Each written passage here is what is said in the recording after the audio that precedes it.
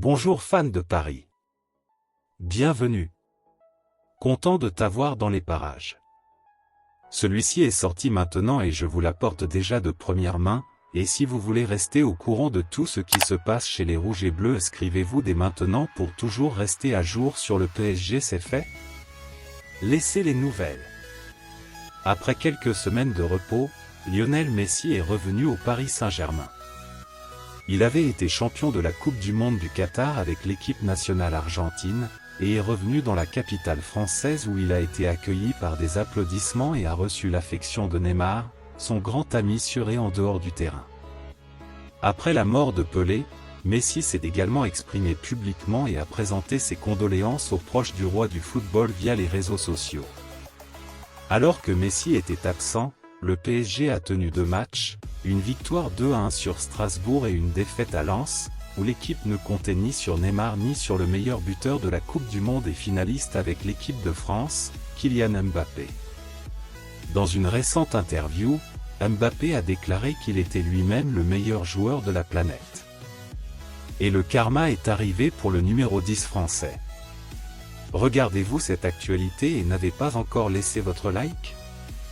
Cliquez sur le bouton j'aime pour que YouTube vous recommande toujours les meilleures actualités du PSG. Principal acteur du titre remporté en 2018 par les Français, l'attaquant du PSG a inscrit un triplé lors du match nul 3-3 avec l'Albi Céleste. Cependant, quelques mois avant la Coupe du Monde, il a fait une provocation contre les Sud-Américains, puisque les équipes européennes avaient remporté toutes les Coupes du Monde depuis 2006, avec l'Italie, l'Espagne, l'Allemagne et la France elle-même, respectivement. Mbappé, meilleur buteur de la Coupe du Monde avec 8 buts et finaliste avec l'équipe de France. Dans une récente interview, le joueur a déclaré qu'il était lui-même le meilleur joueur de la planète.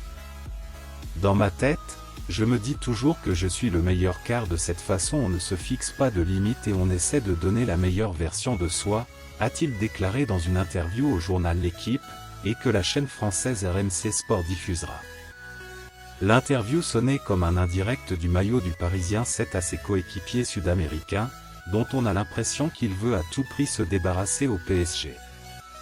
Toujours dans l'interview, il a nié être égocentrique et a fait une sortie: les gens ne comprennent pas l'ego, mais quand tu ne vas pas bien, tu n'as personne qui va t'approcher pour te dire que tu es capable. Tu es seul. Vous devez vous convaincre que vous pouvez faire de grandes choses, a-t-il souligné. Selon le journal français Le Parisien, il y a eu des retrouvailles très discrètes entre les stars argentines et françaises désormais concentrées sur la Ligue des Champions. Bon supporter parisien, quand as-tu pensé? Avez-vous attendu celui-ci ou pas? Donnez votre avis, j'aimerais vraiment savoir ce que vous en pensez. Et restez à l'écoute sur la chaîne, car je poste toujours les dernières nouvelles du PSG, abonnez-vous à ne pas manquer.